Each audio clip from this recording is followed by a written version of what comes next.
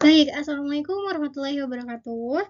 Perkenalkan, nama saya Bella Nur Hikmah dengan NPM 653240136. Saya dari kelas 1F, Prodi D3 Administrasi Logistik. Di sini saya akan memaparkan tugas hukum bisnis dengan topik atau materi yang berjudul dasar-dasar hukum asuransi. Nah, lanjut aja yuk kita ke slide berikutnya. Nah, di sini ada hukum asuransi di Indonesia, yaitu mengatur hubungan antara penanggung dan tertanggung, menyediakan kepastian hukum, dan melindungi kepentingan semua pihak yang terlibat. Nah, selanjutnya yaitu ada jenis-jenis asuransi. Jenis-jenis asuransi ini ada 5 jenis ya, teman-teman ya. Yaitu ada asuransi jiwa, kerugian, kesehatan, sosial, dan juga komersial. Nah, asuransi jiwa ialah menawarkan pertanggungan atas resiko yang berkaitan dengan hidup atau meninggalnya seseorang. Asuransi kerugian yaitu memberikan perlindungan terhadap kerugian finansial akibat peristiwa yang tak terduga pada harta dan juga benda. Selanjutnya ada asuransi kesehatan, yaitu menanggung biaya pengobatan, perawatan rumah sakit, dan layanan kesehatan lainnya. Lalu ada asuransi sosial, yaitu diselenggarakan oleh pemerintah untuk kepentingan masyarakat. Contohnya BPJS Kesehatan. Nah, yang terakhir ada asuransi komersial ya, yaitu dikelola perusahaan swasta untuk keuntungan. Untuk keuntungan. Polisnya itu bersifat sukarela dan bagi individu. Selanjutnya ada klasifikasi nih. Klasifikasi asuransi berdasarkan objek dan juga sifat. Nah, objek dan juga sifat. Yaitu ada definisi perjanjian asuransi, hubungan kontraktual antara penanggung dan tertanggung untuk memberikan ganti rugi atas risiko tertentu dengan pembayaran premi. Selanjutnya ada pihak dalam perjanjian ya, yaitu penanggung ya. Penanggung itu adalah perusahaan asuransi. Selanjutnya, tertanggung adalah pemegang polis yang menerima perlindungan. Kemudian ada premi asuransi, sejumlah uang yang dibayarkan oleh tertanggung kepada penanggung sebagai imbalan jaminan perlindungan atas risiko. Selanjutnya ada resiko yang diasuransikan ya. Nih, risiko yang diasuransikan, peristiwa tidak pasti yang dapat menyebabkan kerugian, kerusakan, atau kehilangan yang dijamin dalam polis. Kemudian ada ganti rugi atau santunan ya. Uang atau manfaat yang diberikan penanggung kepada tertanggung saat risiko yang diasuransikan terjadi. Kemudian ada polis asuransi ya. Polis asuransi ini yaitu dokumen tertulis yang membuat syarat dan ketentuan perjanjian serta menjadi bukti otentik kontrak asuransi. Nah, yang terakhir itu ada perjanjian asuransi ya. Perjanjian asuransi ini yaitu konsep dan elemen penting dalam perjanjian asuransi menurut pasal 246 KUHD. Oke, kita next slide ya. Yaitu ada asas-asas hukum asuransi ya. Ada 6, ada apa aja sih? Yang pertama ada asas kepentingan yang dapat diasuransikan, asas etikat baik, asas identitas, asas subrogasi, asas kontribusi, dan asas causa proxima ya teman-teman ya. Oke, kita langsung lanjut ke pembahasannya. Asas kepentingan yang dapat diasuransikan yaitu tertanggung harus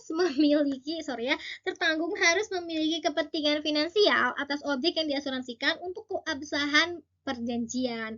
Selanjutnya asas etikat baik, yaitu dua belah pihak wajib memberikan fakta material yang relevan dengan jujur dan juga terbuka. Selanjutnya ada asas indemnitas, yaitu fokus praktik asuransi adalah mengembalikan tertanggung pada posisi finansial semula setelah kerugian. Selanjutnya asas subrogasi. Penanggung berhak menuntut kembali pihak yang menyebabkan kerugian setelah pembayaran klaim. Selanjutnya nih yang kelima ada asas kontribusi, yaitu penanggung yang berbeda memiliki hak untuk berbagi beban ganti rugi jika satu objek ini diasuransikan di lebih dari satu tempat ya. Kemudian ada asas causa proxima, yaitu tanggung jawab penanggung terbatas pada kerugian yang langsung disebabkan oleh bahaya yang diasuransikan. Oke, next slide yaitu penyelesaian sengketa asuransi. Maaf. Mekanisme penyelesaian sengketa di Indonesia ya, yaitu musyawarah atau negosiasi dan mediasi ya. Tahap awal yang paling umum adalah penyelesaian secara kekeluargaan antara tertanggung dan perusahaan asuransi.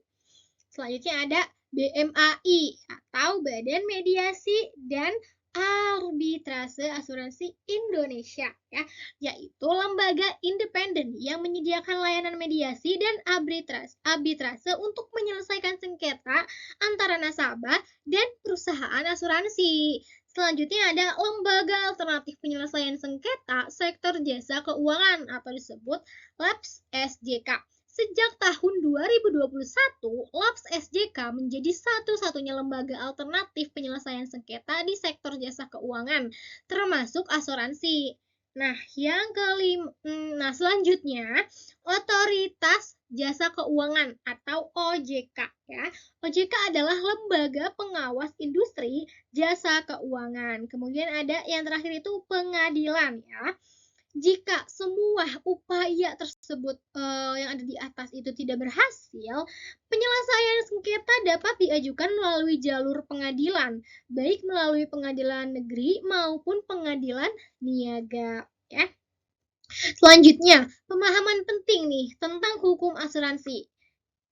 Hukum asuransi di Indonesia memiliki landasan yang kuat untuk melindungi kepentingan kedua belah pihak dalam perjanjian asuransi.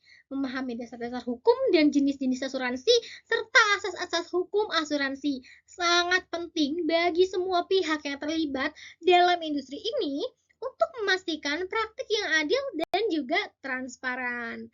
Selanjutnya, kesimpulannya yaitu hukum asuransi di Indonesia memiliki peran yang penting dalam mengatur hubungan antara perusahaan asuransi, penanggung, dan pemegang polis tertanggung dengan tujuan memberikan perlindungan hukum dan kepastian yang bagi kedua belah pihak ini.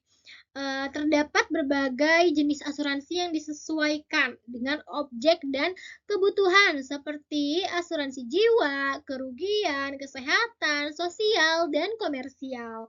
Perjanjian asuransi merupakan kontrak yang sah berdasarkan prinsip-prinsip hukum tertentu seperti atas kepentingan yang dapat diasuransikan, asas itikat baik, asas indemnitas, asas subrogasi, asas kontribusi, dan asas causa proxima.